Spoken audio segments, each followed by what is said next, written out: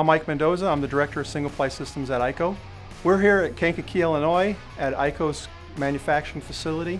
We're here installing IKO TPO along with IKOTherm as well as all our accessories. It's a re-roof project, big project, should last about 3 weeks from start to finish. This is a mechanically attached Innovi TPO project that we are performing at the IKO plant in Midwest. This particular project was about 1,400 squares. A section of the roof was being fully re-roofed, and then the remaining portion will have a recover.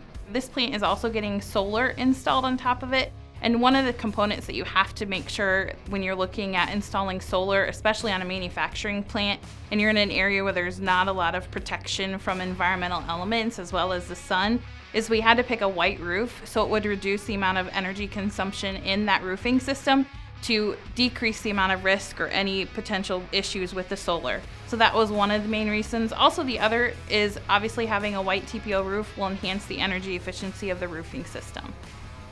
Our teams really rallied to support the marketplace, from manufacturing to our sales teams to our technical teams.